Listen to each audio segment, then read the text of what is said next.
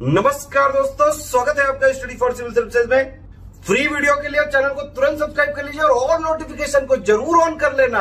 हमारा फ्री वाला टेलीग्राम ये वाला ग्रुप जरूर से जरूर ज्वाइन कर लीजिएगा। जय हिंद दोस्तों, स्टडी फॉर सिविल सर्विसेज में आपका स्वागत है। हम आपके लिए लेके आए 500 क्वेश्चंस और ये 500 क्वेश्चन है पूरे आर्ट एंड कल्चर से। इसको लिया गया है नितिन सिंघानिया की बुक से, CCRT से, फेसेट्स ऑफ इंडियन कल्चर जो स्पेक्ट्रम वाली बुक आती है वहाँ से, और क्लास 11 की NCERT की फाइन आर्ट की बुक से।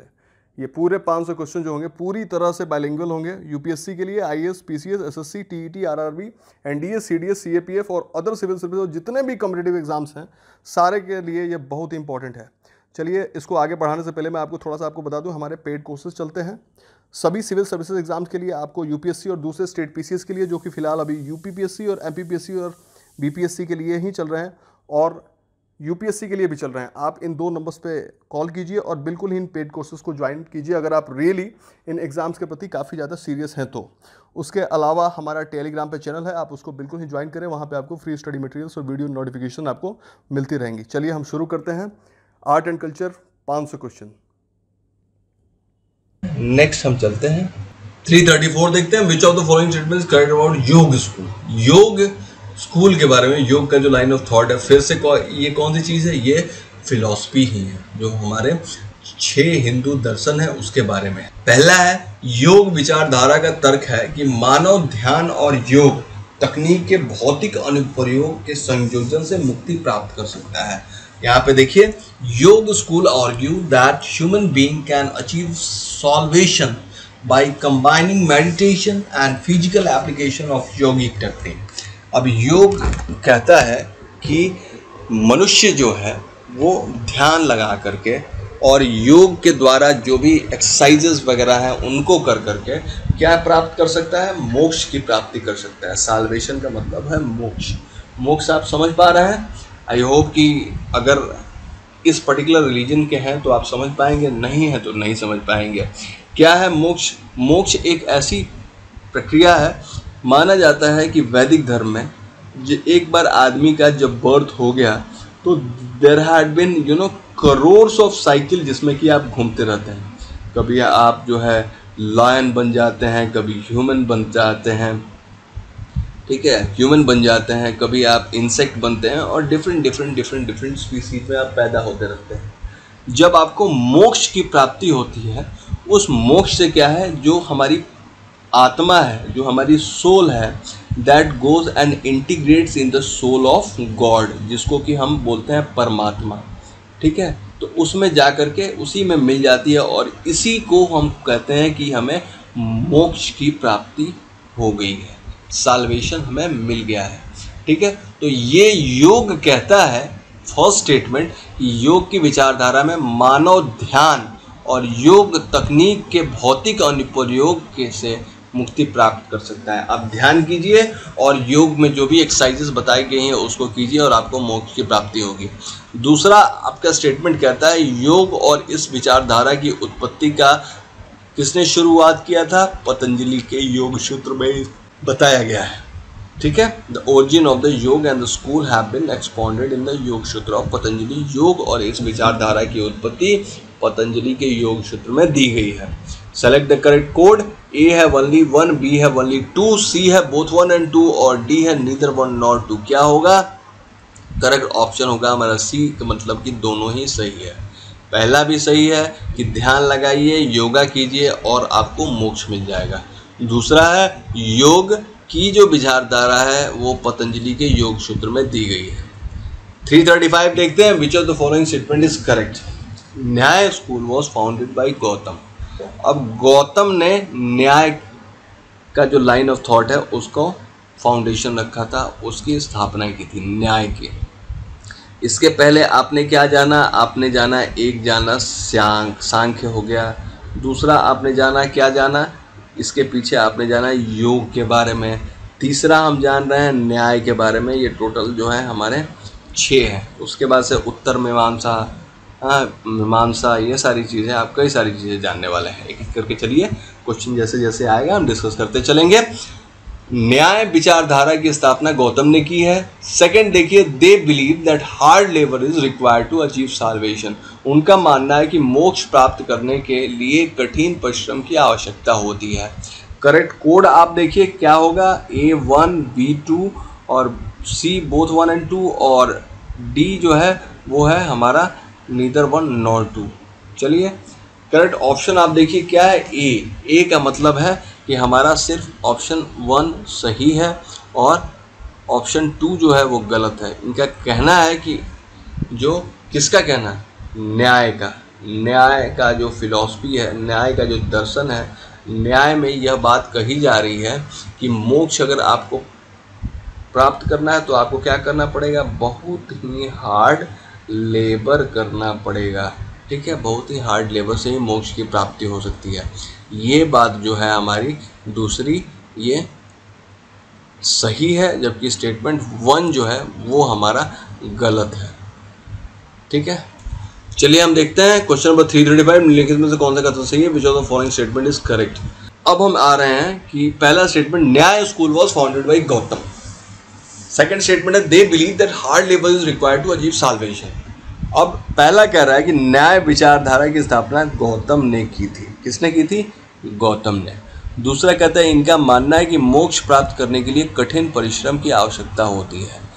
क्या है, कठिन परिश्रम की आवश्यकता होती है।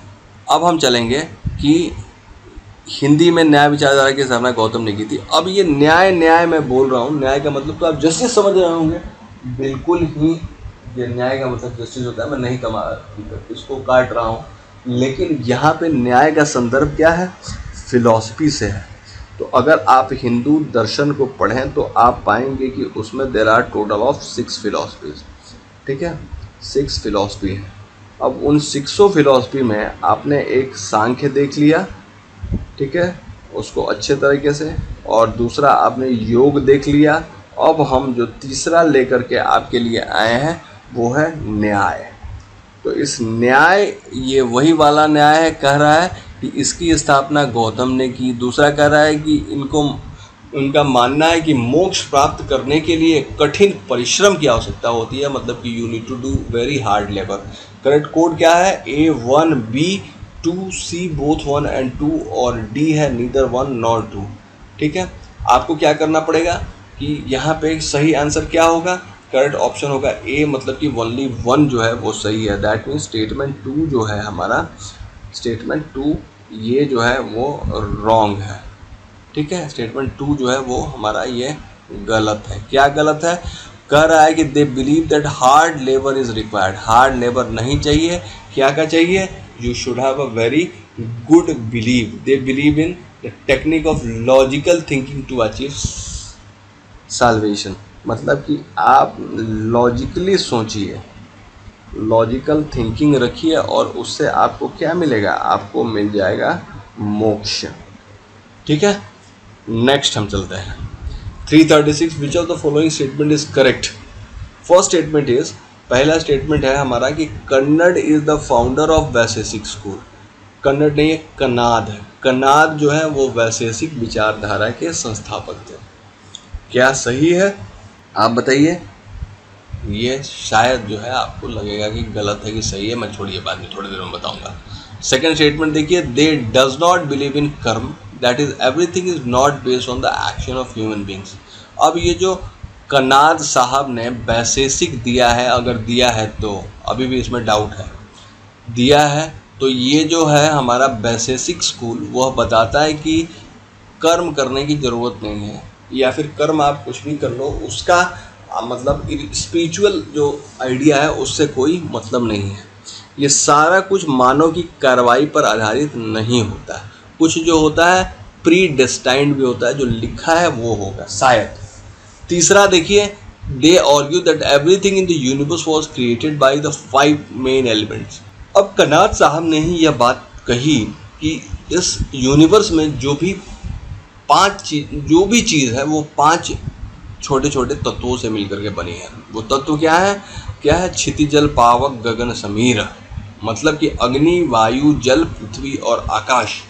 तो ये 5 तत्वों से मिलकर के हमारा कोई भी ब्रह्मांड की कोई भी चीज़ ये इसी से बनी होती है। अब ये 5 चीज़ का आपने नाम देख लिया, 3 आपके पास स्टेटमेंट मिल गए, क्या सही होगा? Select the correct code. A है 1, बी है 1 2, सी है 1 3 और डी है 2 3। क्या सही होगा आप बताइए? सही यहाँ पे होगा करेक्ट ऑप्शन सी। सी कहने का मतलब है कि हमारा यहाँ पे 1 और 3 जो है वो सही है, स्टेटमेंट 2 जो हो गया वो हमारा गलत हो गया। क्या स्टेटमेंट 2 में गलत हुआ है भाई?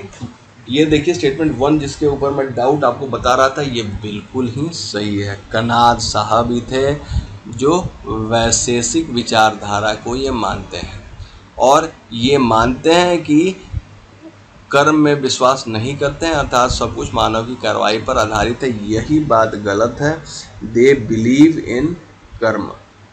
ठीक है, कौन बिलीव इन कर्म? I am not speaking about a person. मेरा कहने का मतलब है कि कोई भी, ठीक है, जैसे जो वैशेषिक स्कूल है वो मानता है कि कुछ भी हमारे कर्म पे ही निर्धारित होता है, कर्म के द्वारा ही उसको माना जाता है।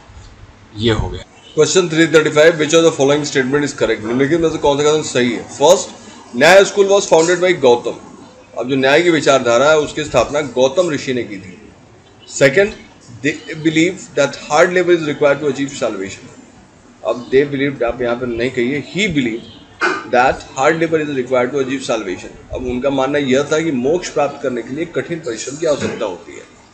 अब आप देखें कि इसमें करेक्ट कोड क्या है। A 1, B 2, C both 1 and 2 और D neither 1 nor 2। क्या होगा?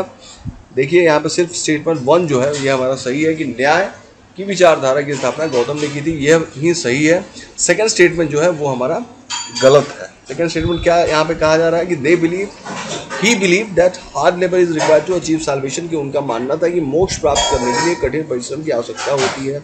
ये हमारा स्टेटमेंट जो है ये बिल्कुल ही गलत है। क्या होगा? मोक्ष प्राप्त करने के लिए हार्ड लेबर की आवश्यकता इनके हिसाब से नहीं होती। क्या ये कहते हैं कि तार्किक सोच की तकनीक में विश्वास होना चाहिए मोक्ष की प्राप्ति के लिए। तो यहाँ पे आराम से आपको क्या करना है कि उनका मानना यह था कि मोक्ष प्राप्त करने के लिए कठिन परिश्रम की आवश्यकता, तो इसको कठिन परिश्रम की आवश्यकता को आप काट दीजिए और यहाँ पे आप लिख सकते हैं कि तार्किक सोच की तकनीक। ठीक है, कि कितने आप रेशनल हैं, ये सारी बातें तार्किक सोच की तकनीक। नेक्स्ट क्वेश्चन हम देखते हैं 336, which of the following statement is correct? First है Kanada is the founder of the Vaisheshika school. Kanada जो थे वो वैशेषिक विचारधारा के संस्थापक थे। He does not believe in karma, that is everything is not based on the action of the human being. अब इन कनाद साहब का मानना यह था कि सारी चीज़ें कर्म से नहीं होती हैं, मतलब कि सब कुछ मानो अपने हाथों से कर ले या फिर उसकी कार्रवाई पर सारी चीज़ें आधारित हो, ऐसा नहीं है। थर्ड है, they argued that everything in the universe was created by the 5 main elements, fire, air, water, earth and ether. अब यहाँ पे फिर से दे की जगह पे ही लिखिए, ही आर्ग्यूड, मतलब कि उनका तर्क यह था, कनाद जिन्होंने वैशेषिक विचारधारा दी है उसके संस्थापक थे, उनका कहना था कि ब्रह्मांड में सब कुछ 5 मुख्य तत्वों द्वारा बनाया गया है। अब ये है अग्नि, वायु, जल, पृथ्वी और आकाश। आपने सुना ही होगा क्षिति, जल, पावक, गगन, समीरा, मतलब कि क्षिति, जल, पावक, गगन और समीर, ये 5 चीज़ें हो गई। इससे इस ब्रह्मांड में पाई जाने वाली सारी चीज़ें जो हैं वो इसी 5 से बनी हुई होती हैं। करेक्ट कोड चुनिए, A 1, B 1 2, C 1 3 और D हो गया 2 3। क्या होगा? करेक्ट ऑप्शन होगा हमारा C। करेक्ट ऑप्शन C क्या कहता है कि 1 और 3 सही है, स्टेटमेंट 2 जो है वो हमारा गलत है। यहाँ पे कहा गया है कि कनाद साहब के बारे में जिन्होंने वैशेषिक की स्थापना की थी वो ये मानते थे कि सब कुछ मानव की कार्रवाई पर आधारित नहीं होता और वो कर्म में विश्वास नहीं करते थे। ये बात जो है उनकी गलत है। उनके हिसाब से क्या था, वे कर्म में विश्वास करते थे, अर्थात सब कुछ मानव की कार्रवाई पर आधारित है और हम लोग अपनी कार्रवाई के अनुसार ही प्रशंसा या फिर दंड पाते हैं। मतलब कि ये जो स्टेटमेंट है बिल्कुल ही यहाँ पे देखिए बिल्कुल उल्टा कर दिया गया कि वो कर्म में विश्वास नहीं करते थे। ये बिल्कुल होगा क्या कि ही बिलीव्ड इन, ठीक है, वो कर्म में विश्वास करते थे, इन कर्मा। उनका मानना यह था कि अगर आप अच्छा करते हैं तो आपको फिर प्रशंसा मिलेगी अगर आप बुरा करते हैं तो आपको यहीं पे आपके कर्मों के हिसाब से आपको दंड मिल जाएगा। क्वेश्चन नंबर 337 देखते हैं। Which of the following statement is correct? निम्नलिखित में से कौन सा कथन सही है? First, the main focus of the Mimamsa philosophy was on the ritualistic part of the Veda. Mimamsa दर्शन, अब मैंने आपको पहले ही बता दिया, दर्शन जो थे हिंदुओं के दर्शन वो थे 6। अब उसमें 2-4 का नाम आप ऑलरेडी जान गए। सांख्य के बारे में जान लिया आपने, योग के बारे में जाना यहाँ पे, उसके बाद से मीमांसा के बारे में अभी आप जान रहे हैं, वैशेषिक के बारे में जाना। तो ये ऐसे कर करके पूरे 6 हैं, सबके बारे में एक ही क्वेश्चन आपको यहाँ पे मिल गया। ठीक है, फर्स्ट है मीमांसा दर्शन का मुख्य फोकस जो है, मतलब कि मुख्य आधार जो है, किस पे जो मीमांसा दर्शन लिखा गया है वो वेदों के जो अनुष्ठानिक भाग थे उसके ऊपर है, और वेदों में जो भी अनुष्ठान दिए गए थे उसके ऊपर है। सेकंड देखिए, मीमांसा philosophy inherently legitimise the social distance between the various classes. अब मीमांसा दर्शन जो है वो विभिन्न वर्गों के बीच सामाजिक दूरी को स्वाभाविक रूप से वैध बताता है। थर्ड है, Vedanta school does not believe in the theory of पुनर्जन्म और रीबर्थ। अब जो ये वेदांत विचारधारा है, देखिए यहाँ पे बदल गया, मीमांसा दर्शन न करके यहाँ पे लिखा जा रहा है कि वेदांत विचारधारा पुनर्जन्म के सिद्धांत को नहीं मानती है। करेक्ट कोड आपको चुनना है A1, B2, C12 और D है 13। क्या होगा आपका यहाँ पे? करेक्ट ऑप्शन होगा हमारा C कहने का मतलब है कि 1 and 2 मतलब कि जो हमारा स्टेटमेंट 3 है दैट बिकम्स रॉन्ग। क्या है? वेदांत विचारधारा पुनर्जन्म के सिद्धांत को मानती है। यहाँ पे क्या लिखा है थर्ड में? यहाँ पे लिखा है कि वेदांत विचारधारा जो पुनर्जन्म के सिद्धांत को नहीं मानती है। ठीक है, इसमें यही बात ये गलत है। क्या होना चाहिए? ये बिल्कुल ही पुनर्जन्म के चीज़ों को मानती है। ठीक है, नेक्स्ट अब चलते हैं 338। Consider the following statement and choose the correct answer. अब निम्नलिखित कथनों पर आप विचार करें और सही उत्तर को चुनें। फर्स्ट है, वेदांत philosophy प्रोपाउंड्स that Brahma is the reality of life and everything else is unreal और माया। अब वेदांत का दर्शन ये कहता है कि ब्रह्म जीवन की वास्तविकता है और बाकी सब कुछ असत्य या माया है। वेदांत का जो दर्शन है वो ये कहता है कि ब्रह्म जो है, ब्रह्म मीन्स अल्टीमेट गॉड, मतलब एक जो परमात्मा है उसकी बात कही जा रही है, एक ईश्वरवाद की बात कही जा रही है उनके हिसाब से कि वही एक रियल है, बाकी सब कुछ जो है इमेजिनरी है या फिर माया है, अनरियल है। सेकंड आप देखिए, रामानुजन कंसिडर्स नॉलेज और ज्ञान to be the main means of the attaining salvation. अब रामानुजन जो थे, रामानुजन के बारे में आप जानते ही हैं, मैथ्स आप पढ़ते हैं, रामानुजन संख्याएं आपको मिल जाती हैं। तो रामानुजन ज्ञान और ज्ञान को मोक्ष प्राप्ति का मुख्य साधन मानते हैं। थर्ड देखिए, Shankaracharya considers Brahman to be without any attributes. अब शंकराचार्य का मानना है कि ब्रह्म में कोई गुण नहीं होता, मतलब कि वो निर्गुण ब्रह्म में विश्वास करते हैं।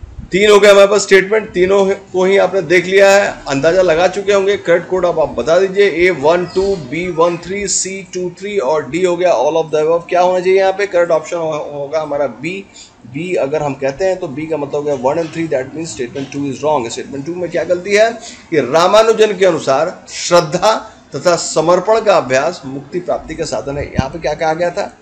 यहाँ पे कहा गया था कि रामानुजन के अनुसार ज्ञान मोक्ष प्राप्ति का मुख्य साधन है। यहाँ पे ज्ञान नहीं होगा, क्या होगा? श्रद्धा तथा समर्पण।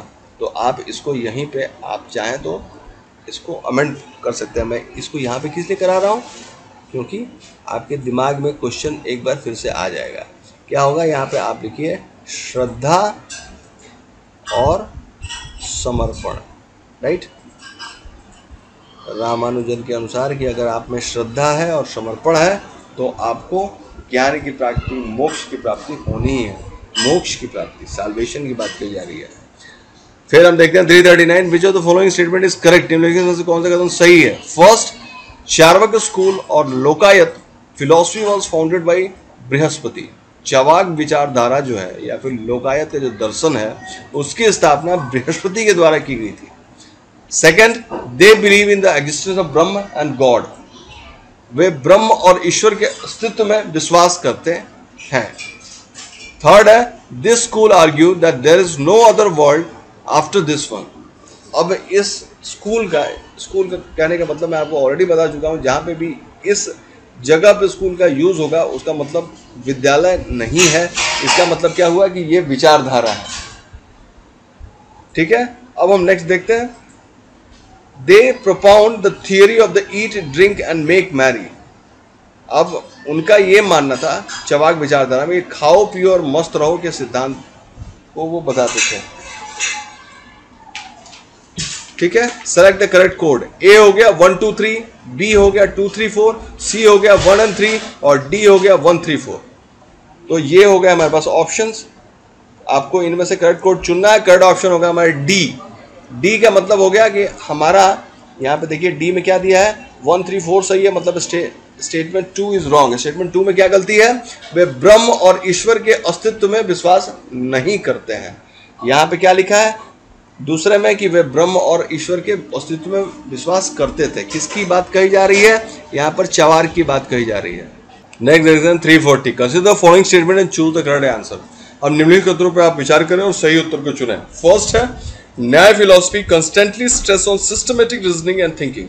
अब जो न्याय दर्शन है वो सतत रूप से, मतलब कॉन्टिन्यूअस सतत रूप से सुनियोजित तर्क वितर्क तथा चिंतन पर बल देता है। न्याय दर्शन की बात की जा रही है यहाँ पे।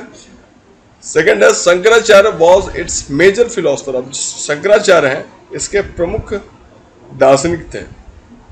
अब यहाँ पे हमारे पास दो स्टेटमेंट हो गए। करेक्ट कोड देखते हैं, A1 B2 C both 1 and 2 और D नीदर 1 नॉर 2। क्या होगा, करेक्ट ऑप्शन होगा हमारा ए कहने का मतलब सिर्फ ओनली 1 सही है, स्टेटमेंट 2 इज रॉन्ग। यहाँ पे कहा गया है कि न्याय के जो प्रमुख दार्शनिक थे वो थे शंकराचार्य। ये बात यहाँ पे गलत है क्योंकि शंकराचार्य जो थे वो वेदांत विचारधारा के प्रमुख दार्शनिक थे, न्याय विचारधारा के नहीं थे। तो यह बात हमारी सेकंड जो है ये गलत हो गई है। शंकराचार्य न्याय से संबंधित न्याय के फिलोसफर नहीं थे, ये गलत है। किसके फिलोसफर थे, ये वेदांत के फिलोसफर थे। ठीक है, नेक्स्ट हम देखते हैं 341। विच of the following statement is correct. निम्नलिखित में से कौन सा कथन सही है। फर्स्ट है Satyavan Savitri was the first indigenous Indian silent film. अब जो सत्यवान सावित्री जो थी वो पहली स्वदेशी भारतीय मूक फिल्म थी। अब मूक फिल्म से आप क्या समझते हैं, देखिए पहले जो मूवीज बनती थी तो उसमें ऑडियोज नहीं डाला जाता था, तो पहले मूवीज होता था। मूवीज मतलब कि जो मूव करती थी वो मूवीज होती थी। फिर बाद में जाकर के जब उसमें ऑडियो पढ़ने लगा तब जाकर के वो क्या हुई, तब जाकर के वो सिनेमा हो गई। सिनेमा में मतलब उसमें ऑडियो भी होगा, वीडियो भी होगा और पूरी अच्छी तरह से मूवमेंट होगा। तो पहला हमारे इंडिया में पहली जो भारतीय स्वदेशी मूक फिल्म थी, साइलेंट फिल्म थी, उसका नाम था सत्यवान और सावित्री। पहला स्टेटमेंट। दूसरा देखिए, Dada Saheb Phalke is known as the father of Indian cinema. Dada Saheb Phalke को भारतीय सिनेमा के पिता के रूप में जाना जाता है। तीसरा देखिए, Fatima Begum was the first Indian women who produced and directed her own film title Bulbule Paristan. अब जो हमारी फातिमा बेगम थी पहली भारतीय महिला थी जिन्होंने अपनी ही फिल्म बुलबुले परिस्ता का निर्माण और निर्देशन भी किया था। 3 स्टेटमेंट होगा। करेक्ट कोड चुनिए। सिर्फ 1 सही है, 2 सही है बी में और सी सही है। 1 सी में 1 and 2 और डी है 2 3।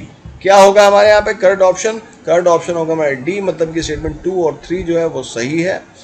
पहला स्टेटमेंट इसका मतलब गलती है। यहाँ पे जो कहा जा रहा है कि जो फर्स्ट साइलेंट फिल्म की बात कही जा रही है कि फर्स्ट, यहाँ पे मैं आपको लिख करके थोड़ा सा बताता हूँ, फर्स्ट इंडिजिनस साइलेंट फिल्म, मतलब कि भारत में बनी पहली जो साइलेंट फिल्म थी पूरी तरह से स्वदेशी। यहाँ पे स्टेटमेंट में क्या लिखा गया है कि सत्यवान सावित्री थी, ये गलत है। क्या होगा यहाँ पे होगा राजा हरिश्चंद्र। उस मूवी का नाम क्या था, राजा हरिश्चंद्र। इनकी स्टोरी आई होप कि सभी लोग जानते हैं। वो बहुत ही दानवीर थे और मतलब खासकर दानवीर के साथ साथ वो सत्यवादी बहुत ज़्यादा थे। तो इनकी परीक्षा लेने के लिए विश्वामित्र ऋषि ने इनसे क्या किया कि इनसे सारा राजपाट ले लिया और लास्ट में इनको इतना मजबूर कर दिया कि इन्हें अपने बच्चे को और वाइफ को भी बेचना पड़ गया। और अंत में क्या होता है कि उसमें उनके बच्चे को सांप काट लेता है और फिर अपने वाइफ से भी जानते हुए कि वो हमारी वाइफ है, जहाँ पे काम कर रहे होते हैं तो जलाने का चार्ज मांगते हैं। तो ये पूरी मूवी जो है वो राजा हरिश्चंद्र के नाम पे, और यही भारत की पहली स्वदेशी मूक फिल्म थी। मूक फिल्म का कहने का मतलब मूवी, उसमें ऑडियो नहीं होता था, सारा का सारा आपको उसमें एक्शन को देख के अंदाजा लगाना होता था कि ओके ये बात यहाँ पे हो रही है। नेक्स्ट हम चलते हैं 342। विच of the following statement is correct in context with Indian cinema? भारतीय सिनेमा के संदर्भ में निम्नलिखित में से कौन सा कथन सही है? अब एक हम देखते हैं, फर्स्ट स्टेटमेंट है आलम आरा पहली बोलती फिल्म थी। अब मैंने आपको पहले ही बताया था कि पिछले क्वेश्चन में बात हो रही थी फर्स्ट इंडिजिनस साइलेंट मूवी की, मतलब कि स्वदेश निर्मित भारत की पहली मूक फिल्म। मैंने बताया कि जब मूवी पहले स्टिल पिक्चर्स होते थे, जैसे ही स्टिल पिक्चर मूव करना शुरू हुए तो उनको फीचर फिल्म कहा जाने लगा। फिर जब फीचर फिल्म को पूरी एक स्टोरी दे दी गई तो वो मूवीज़ हुए। मूवीज़ में जो था ऑडियो नहीं होता था, तो वो बिल्कुल ही आपको क्या थी कि वो उसमें सिर्फ एक्शन होता था और ऑडियो नहीं होता था। बाद में धीरे धीरे उसके नीचे सबटाइटल लिखा जाने लगा कि ओके आप नीचे से पढ़ लीजिए कि देखिए क्या एक्शन चल रहा है, ठीक है। बाद में उसके साथ से मतलब आपके वीडियो के साथ जो है ऑडियो को भी इंटीग्रेट कर दिया गया, और इस तरह भारत में बनी पहली फिल्म जो हमारा पहला स्टेटमेंट कहता है, ये गलती भी हो सकता है, आपको बताना है क्या सही होगा, आलम आरा पहली बोलती फिल्म थी। फर्स्ट हो गया। बी देखिए, Sairandhri was the first indigenous made colour film, और जो सैरांधरी थी पहली स्वदेश निर्मित रंगीन फिल्म थी। रंगीन फिल्म से आप क्या समझते हैं? पहले जब मूवी बनती थी तो मूवीज जो होती थी, आपके यहाँ पे भी टीवी होगा और आपने देखा होगा कि पूरा का पूरा मूवी जो होता था ब्लैक एंड वाइट में आता था। बाद में जब सैरांधरी आई तो सैरांधरी पहली स्वदेश में निर्मित रंगीन मतलब कलर्ड मूवी। सी देखते हैं, स्टेटमेंट थर्ड देखते हैं, national film award was first given to the film title Pather Panchali. अब जो पहला राष्ट्रीय फिल्म पुरस्कार पहली बार किसी मूवी को दिया गया वो मूवी थी पाथेर पंचाली। अब करेक्ट कोड आपको चुनना है, A1, B3 और C13 और D हो गया हमारा 2-3। चलिए हम देखते हैं इसमें क्या होगा। करेक्ट ऑप्शन होगा हमारा ए का मतलब कि स्टेटमेंट ए जो है दैट इज ओनली राइट, मतलब स्टेटमेंट 2 और 3 गलत है। तो इसका मतलब स्टेटमेंट 2 और 3 पे हम देखते हैं। 2 क्या कहता है? सैरांधरी पहली स्वदेश निर्मित रंगीन फिल्म थी, गलत है। कौन सी पहली रंगीन फिल्म थी भाई? यहाँ पे किसान कन्या थी। यहाँ पे तुरंत ही आपको क्या करना है कि जस्ट यू कट द सैरांधरी, यहाँ पे सैरांधरी को काट दीजिए, राइट, यहाँ से सैरांधरी काटिए और इसका नाम लिख दीजिए किसान कन्या। किसान कन्या आपको पता होना चाहिए पहला क्या है हमारे देश का फर्स्ट कलर्ड फिल्म है ये, ठीक है, बिल्कुल ही दिमाग में बिठा लीजिए। इस तरह के क्वेश्चन आपको बहुत ही कम मिलेंगे क्योंकि बहुत ही फैक्चुअल है ये। फिर नेक्स्ट हम देखते हैं कि जो थर्ड था वो भी गलत है। राष्ट्रीय फिल्म पुरस्कार पहली बार यहाँ पे कहा जा रहा है कि पाथेर पंचाली नाम की फिल्म को दिया गया था, लेकिन ये बात गलत है कि राष्ट्रीय फिल्म पुरस्कार आपको पता है कि पहली बार श्यामची अई को दिया गया था। तो तुरंत ही आप यहाँ से पाथेर पंचाली को काटिए और यहाँ पे लिखिए क्या? श्याम, ठीक है। तो ये श्यामची अई वो मूवी थी which got the first film national film award. तो ये हो गया हमारा क्वेश्चन नंबर 342। 343 देखते हैं, which of the following statement is correct? निम्नलिखित में से कौन सा कथन सही है? First, the earliest book on the mathematics was सुलभ सूत्र। अब गणित की सबसे पुरानी किताब थी सुलभ सूत्र। सेकंड देखते हैं, it was written by Brahmagupta, इसे ब्रह्मगुप्त ने लिखा था। थर्ड देखते हैं, there is a mention some concept very similar to the Pythagoras theorem in the Sulba Sutra. अब आप इस सुलभ सूत्र किताब में देखें जो कि गणित की सबसे पुरानी किताब है, उसमें आप पाएंगे कि इसमें जो पाइथागोरस प्रमेय हम पढ़ते हैं उससे मिलता जुलता अवधारणा इसमें दिया गया है। तो आपके पास 3 स्टेटमेंट हो गए। कौन? गणित की सबसे पुरानी किताब क्या? सुलभ सूत्र। किसने लिखा? ब्रह्मगुप्त ने। तीसरा क्या है? सुलभ सूत्र में पाइथागोरस प्रमेय के समान कुछ अवधारणाओं का उल्लेख है। अब यहाँ पाइथागोरस प्रमेय मैं आपको बता रहा हूँ क्या है। आई होप कि जितने भी यहाँ पे लोग बैठे हैं या सुन रहे हैं सभी लोगों को पाइथागोरस प्रमेय पता है। थोड़ा सा मैं आपको रिमाइंड करा देता हूँ, आपको पता चल जाएगा कि हमारा सुलभ सूत्र कितना उस समय इन चीज़ों को पहले ही जान चुका था। देखिए, मैं आपको थोड़ा सा आपको बताता हूँ क्या पाइथागोरस प्रमेय। पाइथागोरस प्रमेय है कि क्या है, p square plus B square is equal to h square. अब ये क्या है भाई, अब ये नॉर्मल एक जब भी राइट एंगल ट्राइंगल बनाते हैं, मतलब कि समकोण त्रिभुज जहाँ पे ये 90 डिग्री होता है, और मान लीजिए ये ए है और बी है और ये सी है, तो जो भी नीचे मतलब बी सी क्या है, बी सी बेस में है, तो इसको हम बेस कहते हैं या फिर हिंदी में कहते हैं आधार। ठीक है, और जो बी से लेके ए तक ये लंबा गया हुआ है, इसको हम क्या कहते हैं, इसको बोलते हैं हम इसको हम कहते हैं एच, सॉरी इसको बोलते हैं हम पी। पी मतलब कि परपेंडिकुलर, और आप इसको बोलते हैं लंब। ठीक है, लंब। और जो ए से लेके सी तक आया है और स्लैंट है, इसको बोलते हैं हम एच। एच का बोलते हैं हम हाइपोटेनस। हाइपोटेनस का मतलब होता है कर्ण। मतलब ये हो गया ए से लेके बी तक हमारा लंब, और बी से लेके सी तक हो गया हमारा यहाँ पे आधार, और ए से लेके सी तक हो गया हमारा कर्ण। तो पाइथागोरस प्रमेय कहता है कि p square is plus B square is equal to h square, right. मतलब कि लंब का स्क्वायर प्लस आधार का स्क्वायर इज इक्वल टू जो है कर्ण का स्क्वायर। अब यहाँ पे सिर्फ अगर हमें कर्ण निकालना हो तो इसका मतलब हो जाएगा कि जो हमारा लंब का स्क्वायर है, लंब का वर्ग, स्क्वायर आप हिंदी मीडियम कई सारे होंगे, यानी लंब का वर्ग प्लस आधार का वर्ग, इन दोनों को जोड़ते हैं और उसके बाद इसका वर्गमूल निकाल लेना है। तो ये हो गया पाइथागोरस प्रमेय। इससे मिलता जुलता हमारे सुलभ सूत्र में आपको मिल जाएगा। 3 स्टेटमेंट हो गए, कितने बढ़िया से। करेक्ट कोड आपको बताना है। फर्स्ट है 1 2, बी है जो हमारा स्टेटमेंट है वो 1 3, और सी है 2 3, और डी है ऑल ऑफ द अबव। क्या होगा यहाँ पे, कथन 2 गलत है। सुलभ सूत्र को बोधायन ने लिखा है। याद रखिए, सुलभ सूत्र के बारे में 2 चीजें तो बिल्कुल ही क्लियर हो गई। क्या, गणित की सबसे पुरानी किताब है सुलभ सूत्र। तीसरा कि उसमें पाइथागोरस प्रमेय के सिमिलर कोई चीज, एक कॉन्सेप्ट, सिद्धांत दिया गया है, बिल्कुल ही सही है। सिर्फ स्टेटमेंट 2 गलत है। इसको ब्रह्मगुप्त ने न लिख करके किसने लिखा है यहाँ पे, ये देखिए, इसको बोधायन ने लिखा है। बस यहीं पे मैं काटता हूँ, यहीं पे लिखता हूँ, एंड इसको दिमाग में बस आप बिठा लीजिए। ब्रह्मगुप्त को काटिए और यहाँ पे लिखिए कि किसने लिखा, बोधायन ने लिखा है सुलभ सूत्र। 343 हो गया। क्वेश्चन नंबर 344 हम देखते हैं। 344 में आप क्या पाएंगे, Which of the following statement is correct? First statement है अपस्तंभ introduce the concept of practical geometry involving acute angle, obtuse angle and right angle. अब अपस्तंभ ने व्यवहारिक ज्यामिति की अवधारणा को शामिल किया, जिसमें न्यून कोण, अधिक कोण और सम कोण शामिल है।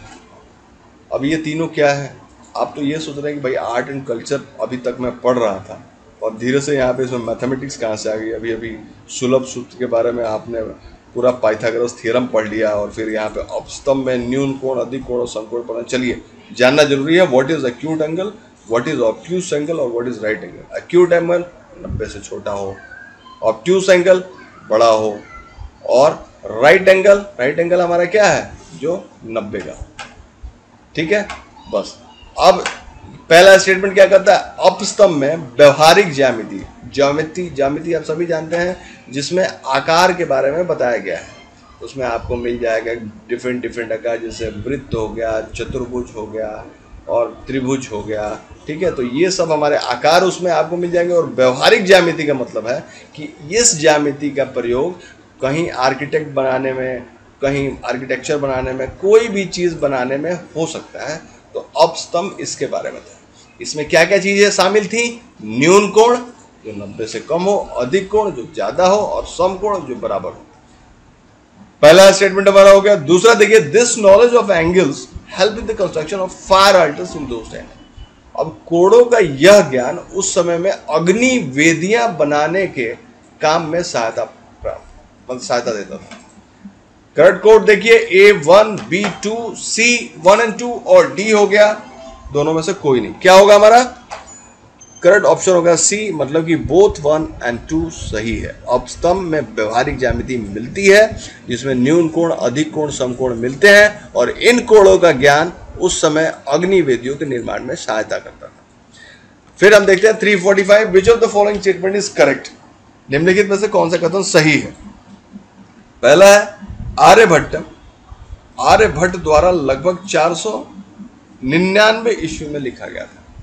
क्या है Aryabhattam was written by Aryabhatta in around 499 AD, मतलब अभी 2020 चल रहा है तो लगभग 1500 साल वो हो गए, 1 साल इधर का, 20 साल इधर का, मतलब 1521 साल आज से पहले क्या लिखा गया था, आर्यभट्टम को आर्यभट्ट के द्वारा लिखा गया था। पहला स्टेटमेंट हो गया। दूसरा देखिए, in this book only the concept of the astronomy was explicitly mention. अब इस आर्यभट्टम में है क्या, इस पुस्तक में केवल खगोल विज्ञान, मतलब जो भी विज्ञान था जो अंतरिक्ष के बारे में संबंधित था, तारों के बारे में, आकाश के बारे में और विभिन्न ग्रहों की गतियां कैसी होती हैं, इन सारी चीज़ों के बारे में था। तो इस पुस्तक में आर्यभट्टम में अब खगोल विज्ञान की अवधारणाओं का स्पष्ट उल्लेख किया गया था। तीसरा देखिए, एस्ट्रोनॉमी वाज आल्सो कॉल्ड, खगोल शास्त्र इन दोज डेज। अब खगोल विज्ञान को, अंतरिक्ष विज्ञान को, एस्ट्रोनॉमी को अंतरिक्ष विज्ञान कहते हैं, उन दिनों में खगोल शास्त्र भी कहा जाता था। 3 स्टेटमेंट आपने देख लिए। करेक्ट कोड चुनिए। ए है 1, बी है 1, 3, सी है 2, 3 और डी है ऑल ऑफ द अबव। सारे के सारे हमारे यहाँ पे सही हैं। क्या ऑप्शन होगा करेक्ट? ऑप्शन है हमारा बी, मतलब 1 and 3, that means statement 2 is wrong. क्या है? इस पुस्तक में केवल खगोल विज्ञान की अवधारणाओं का स्पष्ट उल्लेख किया गया था, यह बात गलत है। क्या है? इस पुस्तक में गणित के साथ साथ, समझ गए कि आपको बस सीधे सीधे यहाँ पे आर्यभट्ट के बारे में लिखा गया और उसके बाद आर्यभट्टम उन्होंने किताब लिखी थी, ये लिखा गया है। ठीक है, अब इस जो आर्यभट्टम किताब थी उसमें यहाँ पे सेकंड स्टेटमेंट कहता है कि सिर्फ और सिर्फ क्या था? एस्ट्रोनॉमी थी। राइट, एस्ट्रोनॉमी ही सिर्फ इस बुक में नहीं थी, प्लस इसमें क्या था? इसमें हमारा मैथमेटिक्स भी था। ठीक है, और ये दोनों ही चीज़ें कहाँ पे थी?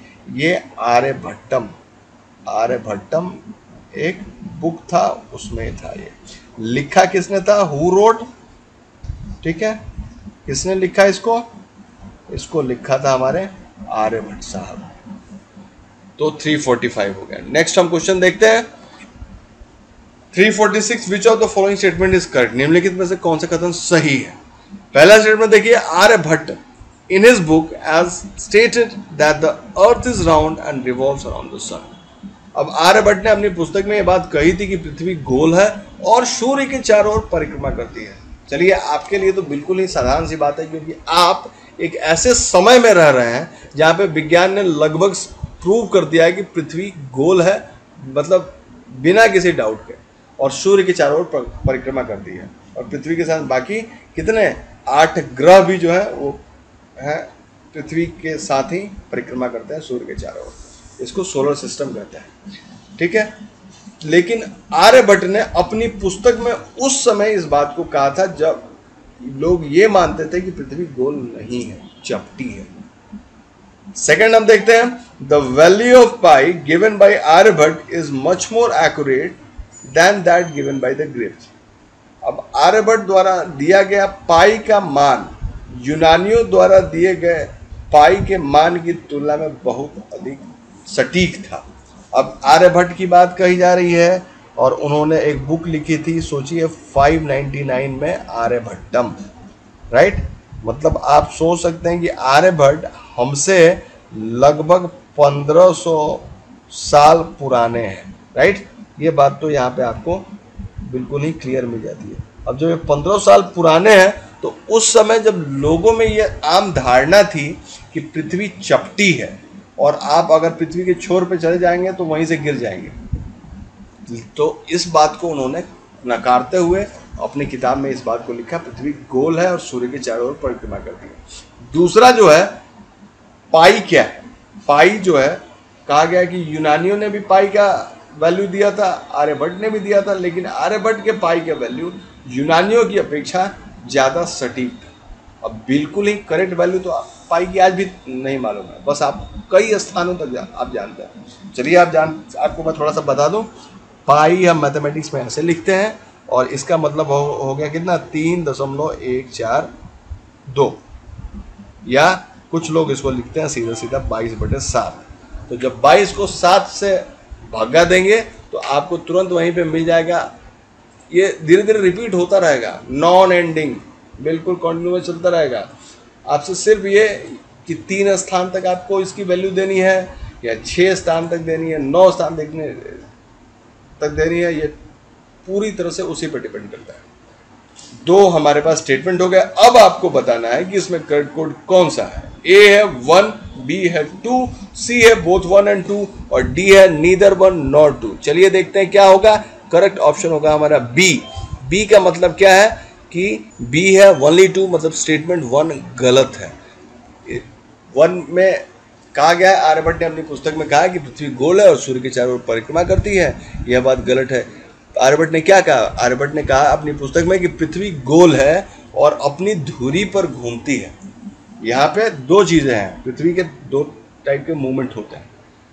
अगर मैं देखिए, आपको लग रहा होगा कि हम इसमें मैथमेटिक्स डाल रहे हैं, हम इसमें थोड़ा सा आपको ज्योग्राफी बता रहे हैं, थोड़ा सा आपको साइंस बता रहे हैं। क्यों? क्योंकि अगर वास्तव में आप सिविल सर्विसेज के प्रति बहुत ज़्यादा इच्छुक हैं तो आपको ये पता होना चाहिए कि आज के दिन में का अगर कोई चीज़ है उसको हम हिस्ट्री से कैसे रिलेट करें। ठीक है, तो भले ही आर्ट एंड कल्चर है, लेकिन जब चीज़ें आ रही हैं कि घूर्णन क्या है, गोल है कि नहीं, धुरी पे घूमती है, तो यहाँ पे आपको ये बात पता होनी चाहिए कि पृथ्वी की 2 तरह की गतियाँ होती हैं। कौन कौन सी गति होती है? परिक्रमण, और दूसरी होती है घूर्णन। ठीक है, घूर्णन का मतलब अपने ही अक्ष पे पृथ्वी का घूमना। जो आर्यभट्ट साहब ने कहा था कि पृथ्वी गोल है और जैसे लट्टू को एक बार आपने नचा दिया तो उसका जो गूंज होता है, जो उसका धुरी होता है, उसी पे घूमते रहता है। पृथ्वी भी वैसे ही अपने अक्ष पर घूमते रहती है। तो ये जो घूमना है लगभग 24 घंटे में पूरा हो जाता है, मतलब एक जगह से शुरू होकर दूसरी जगह पे आ जाती है। तो ये हो गया घूर्णन। परिक्रमण हम किसको कहते हैं? परिक्रमण कहते हैं कि जब पृथ्वी घूमते घूमते घूमते घूमते और सूर्य के चारों तरफ घूम जाती है तो उसको हम कहते हैं कि रिवोल्यूशन कर रही है। और घूर्णन को क्या कहते हैं? इसको कहते हैं रोटेशन कर रही है। आर्यभट्ट ने अपनी पुस्तक में कहा कि पृथ्वी गोल है और अपनी धुरी पर घूमती है। तो ये वाली बात हमारी थोड़ी सी सही नहीं है, क्योंकि पहले में क्या कहा है कि पृथ्वी गोल है, यहाँ तक तो उनकी बात बिल्कुल सही है। सूर्य के चारों ओर परिक्रमण करती है, ये बात उन्होंने नहीं कही है। क्या उन्होंने कहा है? उन्होंने दूसरे वाले मूवमेंट को बता दिया कि पृथ्वी जो है वो अपने अक्ष के ऊपर यहीं पे मतलब गोल गोल जो है घूमते रहती है। ठीक है, नेक्स्ट हम चलते हैं। Lilavati was translated into Persian in the court of Akbar. It was related to. अब लीलावती का अनुवाद फारसी में अकबर के दरबार में किया गया था या संबंधित था। अब आप बताइए किससे संबंधित था? ए, ज्योतिष के नियमों से, बी, दवा के बारे में विवरण से, सी, खगोल विज्ञान के सिद्धांत से, और डी, गणित से। क्या होगा आंसर? आंसर होगा करेक्ट ऑप्शन हमारा डी। डी का मतलब ये गणित से संबंधित है। अब आप 3-4 क्वेश्चन आपको गणित के ही मिल गए आर्ट एंड कल्चर में, कितनी मतलब अजीब बात है ना। फिर भी करेक्ट ऑप्शन डी है। और डी में क्या है? गणित से संबंधित है। आप जानिए, लीलावती जो अंक गणित के साथ काम करती है, भास्कराचार्य द्वारा लिखित पुस्तक सिद्धांत शिरोमणि का एक हिस्सा है। लीलावती में आपको क्या मिलता है? अंक गणित। अंक गणित का मतलब क्या हुआ? अर्थमेटिक। ठीक है, अर्थमेटिक। तो इसको क्या हुआ था? अकबर के दरबार में, क्वेश्चन भी देख लीजिए, अकबर के दरबार में इसको फारसी में ट्रांसलेट किया गया था। ठीक है, किससे संबंधित है? ये संबंधित है गणित से। 348 देखते हैं। चक्रावत मेथड और cyclic method solve algebraic equation was introduced by. अब जो चक्रवत विधि या चक्रीय विधि द्वारा जो बीजीय समीकरण का हल किया जाता है वो किसने किया था? ए ब्रह्मगुप्त ने, बी भास्कराचार्य ने, सी बौधायन ने और डी आर्यभट्ट। ठीक है, अब अलजेब्रिक इक्वेशन क्या होते हैं, जिसमें a plus B the whole square A square plus B square plus 2ab और a माइनस बी का द होल स्क्वायर आपको क्या मिलता है, A square plus B square minus 2ab। तो इस टाइप के, अब आप सोच रहे होंगे कि ये क्या a b c d क्या बोल रहा है, मैथ्स आप पढ़ेंगे तो उसमें एक होती है चर राशि, एक होती है अचर राशि। जो भी हमारे नंबर्स हैं उनकी वैल्यू बिल्कुल फिक्स, लेकिन जैसे हम a b c d रखते हैं इसका मतलब कि उसकी वैल्यू हम कुछ भी मान सकते हैं। तो चक्रवत विधि या चक्रीय विधि का जो अलजेब्रिक इक्वेशन को हल करने का तरीका है वो किसने दिया था, ए ब्रह्मगुप्त ने, बी भास्कराचार्य ने, सी बौधायन ने और डी आर्यभट्ट ने। क्या होगा हमारा यहाँ पे, देखिए करेक्ट ऑप्शन होगा हमारा बी, मतलब भास्कराचार्य है। समीकरण को हल करने के लिए एक चक्रवात विधि या फिर चक्रीय विधि किसने दी थी, भास्कराचार्य ने। तो भास्कराचार्य के नाम पे यहाँ पे आप टिक लगा दीजिए। ठीक है, ये सही आंसर है। नेक्स्ट हम चलते हैं 349, विच of the following statement is correct. कौन सा कथन इसमें सही है। फर्स्ट स्टेटमेंट है हमारा, Dhanvantari was the God of Ayurveda medicine. Dhanvantari Ayurveda चिकित्सा के देवता थे। सेकंड देखते हैं, हम देखते हैं Atharvaveda was the first book where mention about the disease, its cure and medicine can be found. अब अथर्ववेद वो पहली पुस्तक थी जिसमें इस बीमारी के, इसके इलाज के और चिकित्सा के बारे में उल्लेख मिलता है। किसी भी बीमारी की बात की जा रही है। थर्ड देखिए, ड्यूरिंग द वैदिक times Ashwani Kumar were the practitioner of medicine and were given the divine status. अब वैदिक काल के समय, वैदिक काल क्या है, जो हम आज हिंदू धर्म कहते हैं, तो आप जानिए कि हिंदू नाम से कोई चीज़ नहीं है। हिंदू जो है वो जगह स्पेसिफिक है। सिंध के किनारे रहने वाले लोगों को बाद में जो आए पार्थियंस वगैरह, ये उन लोगों ने कहा कि भाई ये सौ को ह कहते हैं, तो उन्होंने सिंध के पास रहने वाले लोगों को हिंदू कहना शुरू कर दिया। लेकिन हमारा धर्म कौन सा था, वैदिक धर्म था। तो वैदिक काल के दौरान, और वैदिक काल कौन सा है, जो जब से आर्य आए हैं अगर हम माने, तो वैदिक काल के दौरान अश्वनी कुमार जो थे वो महान चिकित्सक थे और उन्हें देव तुल्य माना जाता था, अश्वनी कुमार। ठीक है, अब आपको करेक्ट कोड चुनना है, A12, B13, C23 और D ऑल ऑफ देम। हमारा क्या होगा, करेक्ट ऑप्शन डी होगा। डी मतलब तीनों के तीनों हमारे सही है। फिर हम देखते हैं 350, विच of the following statement is correct. लेकिन कौन सा कथन सही है। पहला कथन है हमारे पास, चरक संहिता डील्स विद आयुर्वेद। चरक संहिता आयुर्वेद से संबंधित है। सेकंड देखते हैं, it is written by Charaka who is known as father of Ayurveda. अब यह चरक द्वारा लिखा गया है, जिन्हें आयुर्वेद के पिता के रूप में जाना जाता है। किसको, चरक संहिता को। ठीक है। थर्ड देखते हैं, Charaka Samhita deals with use of different types of bhasma like swarna bhasma, लौह भस्म एटसेट्रा फॉर मेडिसिनल पर्पजेस। अब चरक संहिता में मुख्य रूप से औषधीय प्रयोजनों के लिए विभिन्न प्रकार के भस्म, जैसे कि स्वर्ण भस्म, लौह भस्म आदि चीजें दी गई थी या उससे संबंधित थी। अब हम देखते हैं fourth, Charaka in emphasis that the function of human body depends on the three dosha. अब चरक इस बात पर जोर देते हैं कि शरीर का कार्य सिर्फ तीन दोषों पर निर्भर करता है। उनका कहने का मतलब है कि अगर आपके शरीर में कोई बीमारी है तो इसके सिर्फ तीन कारण है, बाइल, कफ एंड विंड, मतलब कि पित्त, कफ और वायु। ये चार स्टेटमेंट आपने देख लिए। करेक्ट कोड चुनिए। ए है 23, बी है 12, सी है 124 और डी है ऑल ऑफ द अबव। क्या होना चाहिए हमारे यहाँ पे, करेक्ट ऑप्शन सी होगा। अगर मैं सी को देखूं तो सी में है 124, that means statement 3 is wrong. कहा गया है यहाँ पे 3 को ध्यान से फिर से देखिए। चरक संहिता मुख्य रूप से औषधीय प्रयोजनों के लिए विभिन्न प्रकार के भस्म, जैसे कि स्वर्ण भस्म, लौह भस्म आदि का प्रयोग करती थी। लेकिन इसमें क्या होगा, चरक संहिता मुख्य रूप से औषधीय प्रयोजनों के लिए पौधों और जड़ी बूटियों के उपयोग से संबंधित है। आप चरक के बारे में जानते हैं, उन्होंने आयुर्वेद लिखी और आयुर्वेद में यही सारी चीज़ें आपको ज़्यादा मिलती हैं। कहीं से जड़, किसी पत्ते की, किसी पौधे का जड़ काम करा, किसी पौधे का तना काम किया, किसी पौधे का फूल काम किया। तो ये सारी चीज़ों का प्रयोग कर करके आयुर्वेद और उसको बना था और उसको लिखा था किसने? चरक साहब ने। मतलब कि यहाँ पे चरक संहिता के बारे में बात कही जा रही है। Question number 351, which of the following statement is correct? निम्नलिखित में से कौन सा कथन सही है? First, Sushruta Samhita deals with practical problems of surgery and obstetrics.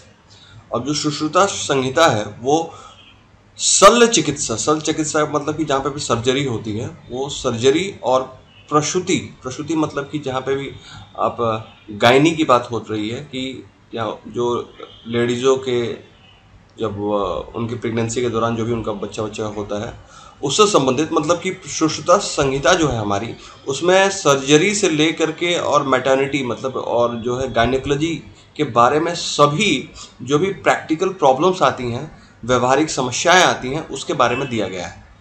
दूसरा हम देखते हैं, Sushruta studied anatomy in great detail with the aid of human dead body, his forte was mainly ortho surgery.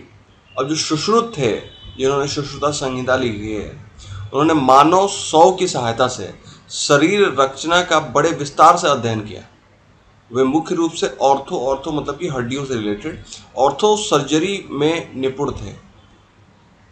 यहाँ पे देखिए कि आज के अगर आप मेडिकल साइंस की बात करते हैं तो जो भी हमारे मेडिकल के स्टूडेंट होते हैं उनको डेड बॉडी दी जाती है ताकि वो डेड बॉडी के ऊपर ही जो है यहाँ पे मानव शव जो कि प्रिजर्व किया होता है वो दी जाती है और देने के बाद से उनको उसी पे ट्रेनिंग कराई जाती है कि ठीक है आप जो है इसको मतलब खोलिए इस बॉडी को और बॉडी में खोलने के बाद से यहाँ पे बताइए कि हार्ट कहाँ है हमारा और हार्ट की हम सर्जरी कैसे करते हैं या फिर आपका लीवर कहाँ है उसकी सर्जरी कैसे करते हैं। तो वैसे ही जो सुश्रुत थे उन्होंने क्या किया कि बिल्कुल आज की तरह ही जैसे डेड बॉडी को खोल करके उस पर आप सर्जरी को हमारे मेडिकल स्टूडेंट सीखते हैं, वैसे ही सुश्रुत ने उस समय में शव को खोल करके शव को बीच से काट करके और उसके ऊपर जो है सर्जरी या शल्य चिकित्सा के बारे में अध्ययन किया था।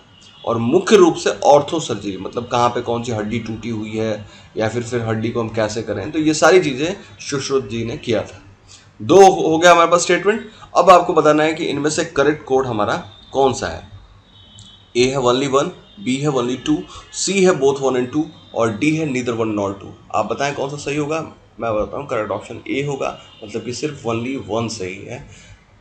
बी नहीं सही, जो है दूसरा स्टेटमेंट हमारा सही नहीं है। दूसरा स्टेटमेंट को आपको मैं ऑलरेडी बता चुका हूँ कि डेड बॉडी को खोल करके उसको बीच से काट करके और उसके बाद से लोग चेक करते थे कि भाई सुश्रुत जी कि वो चेक करते थे कि भाई कैसे अंदर के बॉडी पार्ट्स को सर्जरी करना है और खासकर ऑर्थो वाले हिस्से को कैसे सर्जरी करना है। ये बात हमारी गलत है।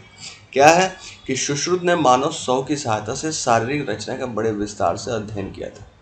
अब उनकी मुख्य विशेषता क्या थी? राइनोप्लास्टी मतलब प्लास्टिक सर्जरी और नेत्र विज्ञान मोतियाबिंद का निष्कासन।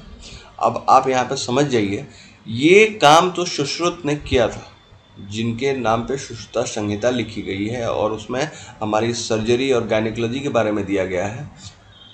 उसी में सुश्रुत ने मानव शव को खोल करके मानव शव का ऑपरेशन कर करके सर्जरी करके और उसके ऊपर अध्ययन किया था, लेकिन that was not related to ortho. Ortho मतलब होता है कि हड्डी से संबंधित, राइट।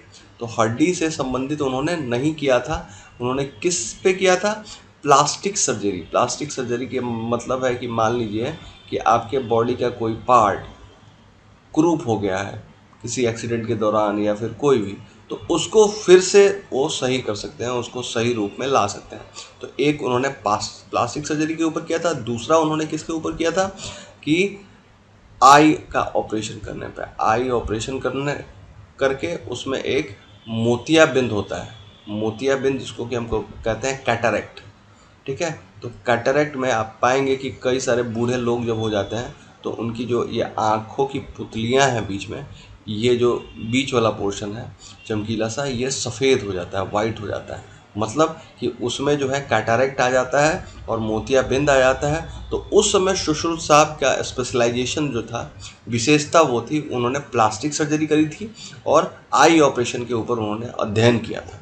तो ये हो गया हमारा सुश्रुता संहिता के बारे में।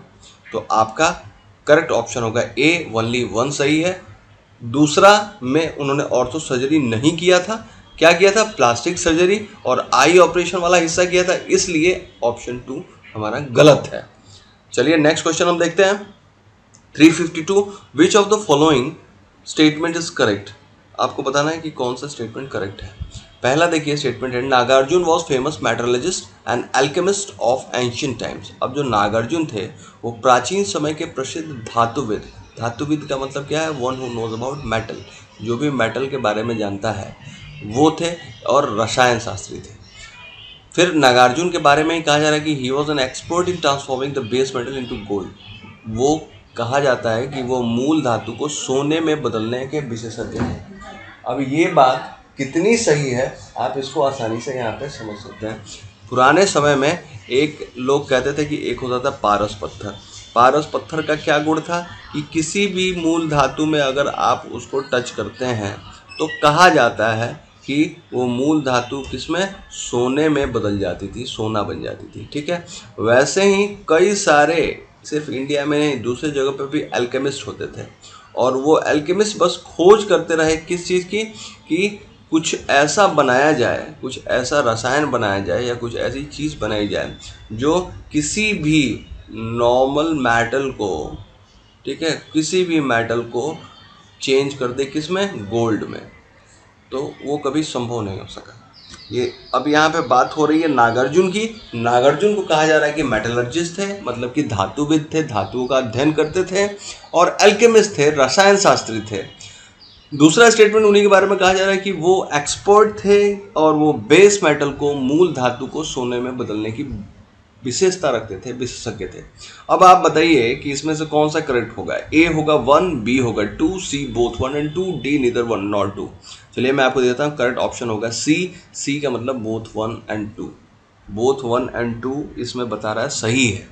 ऑफ कोर्स अगर कोई चीज़ दी गई है कि नागार्जुन प्राचीन समय में क्या करते थे, धातुविद और रसायन शास्त्री थे, बिल्कुल थे, और मूल धातु को सोने में बदलने में विशेषज्ञ थे, मतलब कि उन्होंने स्टडीज इस पे की थी कि इस स्टडी को कैसे हम जो है किसी भी ओरिजिनल मेटल को हम चेंज कर पाएंगे गोल्ड में।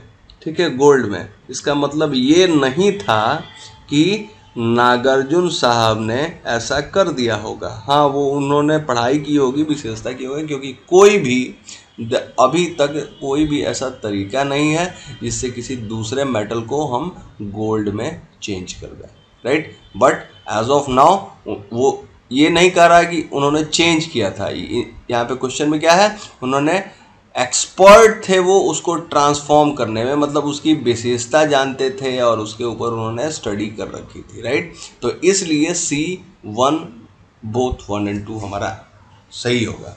अब ये नहीं कि कमेंट करके कहने लगे कि नागार्जुन जो है कि आपको पता है कि वो नॉर्मल मेटल को गोल्ड में चेंज करते थे, तो ऐसा नहीं होता है। आप दोनों को अच्छे से देखिए और जिस कॉन्टेक्स्ट में लिखा है उस कॉन्टेक्स्ट को समझिए। 353 देखिए, विच of the following statement is correct. कौन सा स्टेटमेंट हमारा यहाँ पे करेक्ट है। पहला स्टेटमेंट हम देखते हैं, the manufacture of gun powder and it's use started during Delhi सल्तनत। अब गन पाउडर हम किसको कहते हैं, बारूद को कहते हैं। तो बारूद का निर्माण और उसका उपयोग दिल्ली में सल्तनत काल के दौरान शुरू हो गया था। अब सल्तनत काल किसको कहते हैं, नॉर्मल आप जानिए कि दो चीज़ें हैं, 1191 और 1192, राइट। 1191 में क्या हुआ कि जो हमारे पृथ्वीराज चौहान थे उन्होंने मोहम्मद गोरी को हरा दिया था, ठीक है, मोहम्मद गोरी को हरा दिया था। 1192 में पृथ्वीराज चौहान जो है वो मोहम्मद गोरी से हार गए। हारने के बाद से जो भी घटनाएं रही हों उसमें मतलब पृथ्वीराज के बाद से दिल्ली पे अधिकार हो गया गोरी का। अब गोरी जो था उसके बाद से अपना शासन किसको देके जाता है, कुतुबुद्दीन ऐबक को देके वो चला जाता है। और कुतुबुद्दीन ऐबक के बाद से फिर ऐसा ही शासन जो है धीरे धीरे करके, मतलब ये सारे जो है गुलाम ही थे और ऐसे ऐसे करके आगे बढ़ता ही जाता है, ठीक है। तो इसके बाद से जो कुतुबुद्दीन ऐबक के बाद से जो भी लोग आए वो सारे के सारे हमारे सल्तनत ही कहलाते हैं। तो कहा जा रहा है पहला कि बारूद का निर्माण दिल्ली सल्तनत के दौरान ही उसका निर्माण और उसका उपयोग शुरू हो गया था। पहला स्टेटमेंट हो गया। दूसरा देखिए, सेकंड स्टेटमेंट कह रहा है कि the costing of cannons is explicitly mentioned in Tuzuke Baburi. अब तोपों का निर्माण का स्पष्ट रूप से तुजुके बाबरी में उल्लेख किया गया है। अब कैनन किसको बोलता है? तोप को, राइट। तो क्या उस टाइम में तोपें होती थी? बिल्कुल होती थी, क्योंकि अगर हम जानते हैं कि 1526 में जब हमारे इंडिया में कौन अटैक करता है इब्राहिम लोदी के ऊपर? बाबर, ठीक है। तो उस दौरान जो है क्या है, बाबर कई सारे मतलब बाबर के पास तोपें होती हैं। तो वो क्या होता है, इब्राहिम लोदी की सेना जाकर के आराम कर रही होती है और उस समय जो बाबर की सेना है वो तोपें फिक्स कर रही होती है। तो जब तोपों का निर्माण हुआ होगा तभी तो तुजुके बाबरी में लिखी होगी और ये घटनाएं सही है। तो मैंने तो दो आपके साथ डिस्कस कर दिया। अब आपका क्या विवेक कहता है कौन कौन सही है? करेक्ट कोड देखिए, बताइए। ए है 1, बी है 2 और सी है 1 and 2, डी है नीदर 1 nor 2। देखिए क्या होगा करेक्ट ऑप्शन? करेक्ट ऑप्शन होगा बी।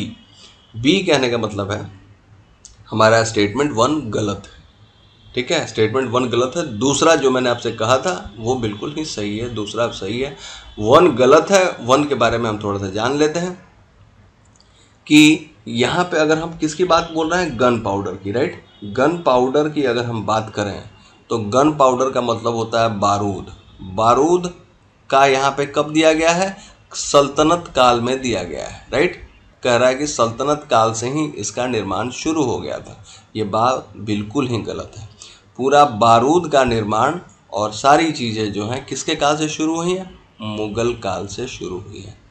तब आप ये सोच रहे होंगे कि तोप के बारे में तुम बाबर, तो भाई बाबर भी तो मुगल ही था, ठीक है।